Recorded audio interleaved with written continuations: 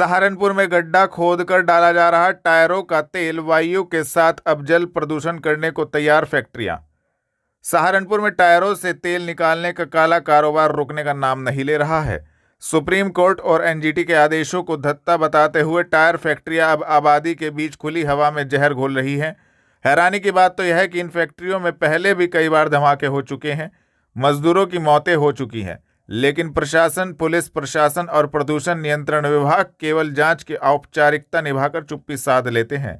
मंगलवार दोपहर 1 बजे मिली जानकारी के अनुसार हलालपुर स्थित शकील नामक व्यक्ति की टायर फैक्ट्री से निकाला गया तेल अब फतेहपुर जट के एक बंद पड़े ईंट भट्टे में खुलेआम डाला जा रहा है। किसका है ये? भाई शकील। यहाँ पे किसने कहा डालने के लिए? ये जावेद भाई ने। ये जावेद भाई कौन है? ये जमीन के मालिक हैं। अच्छा, जमीन के मालिक हैं। ये जो गड्ढा है कितने फुट का गड्ढा है? ये ऐसा है तकरीबन 6 फीट 6.5 फीट का। कितनी गाड़ी डाल चुके हैं आप अभी तक यहाँ पे? इसमें 2 गाड़ी आई हुई हैं, एक भरी खड़ी है।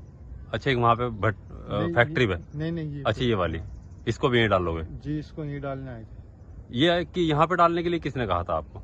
जी, हमारे ठेकेदार हैं शकील भाई, उन्होंने कहा था। वो जावेद भाई से कॉन्टेक्ट किए थे, उनकी जिनकी जमीन है। अच्छा जी, उनसे तो उन्होंने कहा तो तब यहाँ पे डाल दिया। सहारनपुर पब्लिक स्कूल के पास पेपर मिल रोड पर स्कूल की छुट्टी के समय लगता है भारी जाम, राहगीर परेशान, वीडियो आया सामने। सहारनपुर शहर के पेपर मिल रोड स्थित सहारनपुर पब्लिक स्कूल के बाहर प्रतिदिन स्कूल की छुट्टी के समय जाम की गंभीर समस्या देखने को मिल रही है। स्कूल की छुट्टी होते ही बड़ी संख्या में अभिभावक, टेम्पो, ई रिक्शा और निजी वाहन एक साथ सड़क पर रुक जाते हैं, जिससे पूरे क्षेत्र में यातायात व्यवस्था चरमरा जाती है। मंगलवार दोपहर 2 बजे स्थानीय निवासियों का कहना था कि रोजाना दोपहर के समय स्कूल के बाहर वाहन जाम की स्थिति पैदा करते हैं। सड़क पर जगह जगह टेम्पो और ई रिक्शा खड़े रहने से राहगीरों, स्कूली बसों और आसपास के दुकानदारों को भारी परेशानी का सामना करना पड़ता है।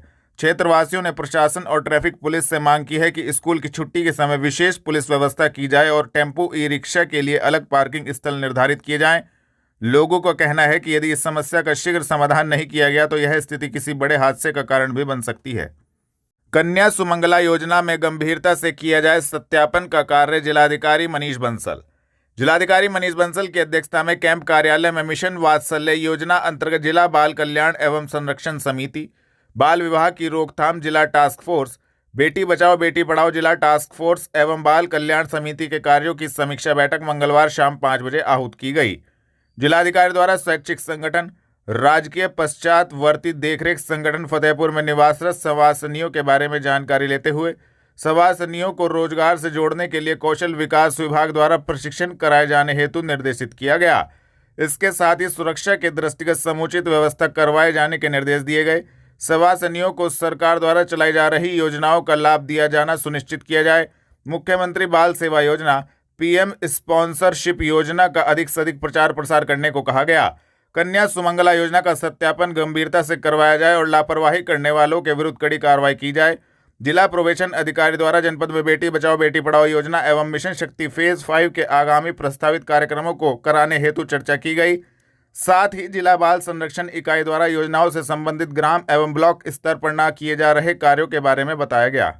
बीएलओ द्वारा घर घर जाकर किया जाएगा सत्यापन का कार्य। एसआईआर के संबंध में जिला निर्वाचन अधिकारी ने दी संबंधित जानकारी। जिला निर्वाचन अधिकारी जिलाधिकारी मनीष बंसल ने मंगलवार शाम 5:30 बजे बताया कि विशेष प्रगाढ़ पुनरीक्षण कार्यक्रम निम्न प्रकार है। उसके अनुसार गणना अवधि 4 नवंबर 2025 से शुरू होकर 4 दिसंबर 2025 तक है। निर्वाचक नामावलियों का आलेख्य प्रकाशन 9 दिसंबर को होगा, जबकि दावे और आपत्तियां प्राप्त करने की अवधि 9 दिसंबर 2025 से 8 जनवरी 2026 तक रहेगी। इसके बाद नोटिस चरण में नोटिस जारी करना, सुनवाई और सत्यापन के साथ गणना प्रपत्रों पर निर्णय और दावे तथा आपत्तियों का निस्तारण 9 दिसंबर से 31 जनवरी 2026 तक चलेगा। निर्वाचक नामावलियों का अंतिम प्रकाशन 7 फरवरी 2026 को होगा। जिला निर्वाचन अधिकारी ने बताया कि बीएलओ द्वारा घर घर जाकर सत्यापन कार्य शुरू कर दिया गया है। एसआईआर को लेकर सर्वे किया गया, किस तरह के दिशा निर्देश दिए गए हैं, किस तरह का कार्य? भारत निर्वाचन आयोग के दिशा निर्देश के क्रम में आज 4 तारीख से अगले 1 माह के लिए जो विशेष प्रगाढ़ पुनरीक्षण यानी कि स्पेशल इंटेंसिव रिवीजन या एसआईआर, इसका एन्यूमरेशन फेज़ 1 शुरू किया गया है।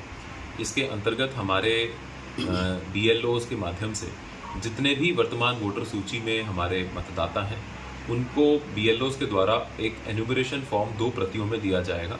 इस एन्यूमरेशन फॉर्म पे पहले से ही हमारे वोटर्स का नाम और उनकी फ़ोटो इत्यादि छपी होगी और कुछ सूचनाएं उनको अपनी भरनी होगी। इस फेज़ में किसी भी प्रकार का कोई डॉक्यूमेंट वोटर्स को नहीं देना है और ना ही BLOs को लेना है।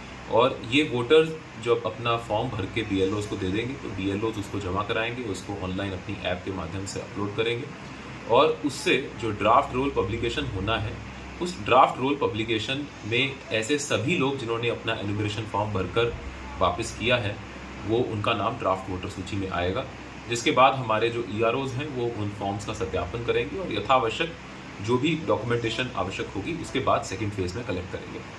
मैं इसमें ये बताना चाहता हूँ कि इस फेज़ का जो मुख्य पर्पज़ है वो ये है कि जितने भी हमारे मतदाता हैं उनमें से यदि कोई व्यक्ति एब्सेंट है, शिफ्टेड है, डेथ हो चुकी है उसकी या डुप्लीकेट में उसका नाम है, ऐसे लोगों को चिन्हित किया जा सके ताकि सिर्फ वही लोग हमारे पास फॉर्म भर के दें जो वास्तविकता में जीवित हैं और जिनका और किसी भी अन्य स्थान से वोटर सूची में नाम नहीं है।